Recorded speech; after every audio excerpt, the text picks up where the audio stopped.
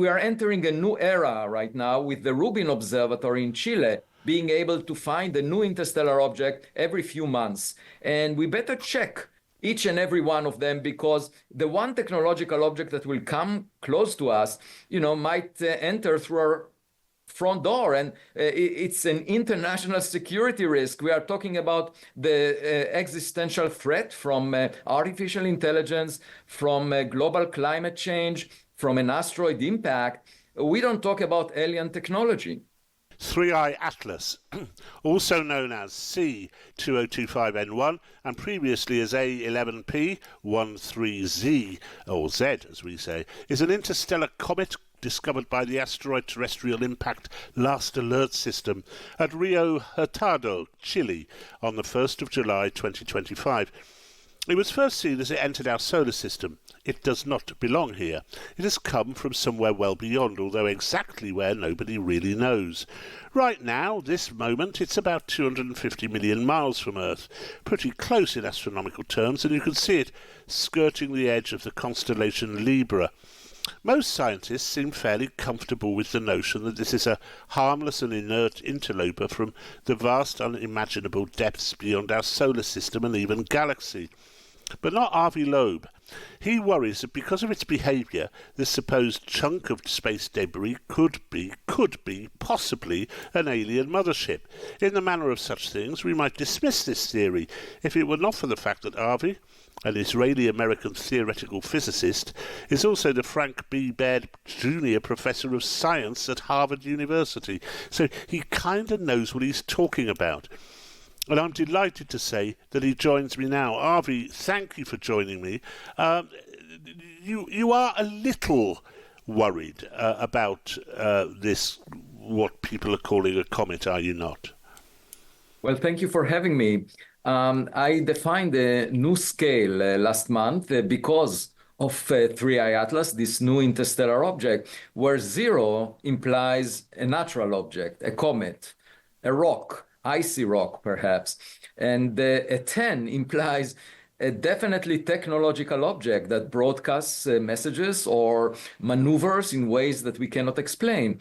And on this scale, I rank it as 4 at the moment. I follow the facts and not assuming that we are encountering something that we already saw in our solar system before.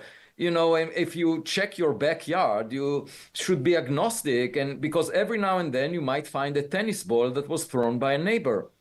And this object, based on its brightness, might have a size, a diameter of up to 20 kilometers.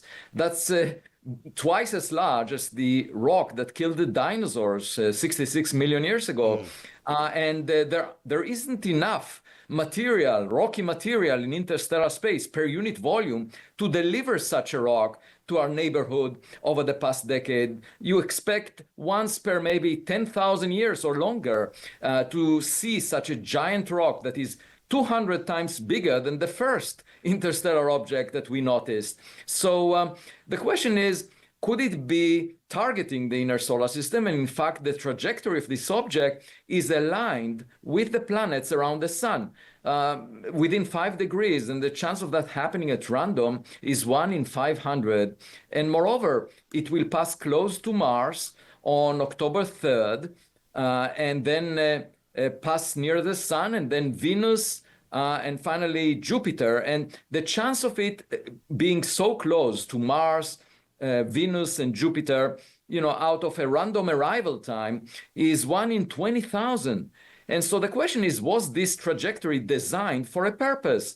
And I think we should leave it on the table and just collect as much data as possible. I suggested using the Juno mission that is currently near Mars to look at it when it comes in mid-March 2026, very close, within tens of millions of kilometers from Jupiter. And in fact, Congresswoman Anna Paulina Luna embraced this recommendation in a letter to NASA. And there is also a camera, 0.5 meter in diameter, near Mars called HiRISE that we should employ, because a pixel in that camera would be of order 30 kilometers when 3I Atlas comes within 29 million kilometers from Mars on October 3rd. And I just say, in any blind date, the best advice you can give is first observe the other side before having an opinion. And so this is a blind date of interstellar proportions. And we better look at what we are having as a guest. As you well know, in academia, it's very common to assume that whatever you see represents past knowledge, because that's where experts gain their reputation from, and they base their stature on that. And also, academics are very cautious of taking risks in order not to destroy their reputation. But the thing about science is that it should be fun. It's an opportunity to learn something new. And I hear a lot of young kids and the public in general that are fascinated by this opportunity to perhaps learn something new. My point of view is that, it's not about showing off. It's not about us being right in our first conjecture. It's about learning something, because nature is often more imaginative than we are. We realized that when we discovered quantum mechanics. We still don't fully understand the correct interpretation of that, even though it happened a century ago.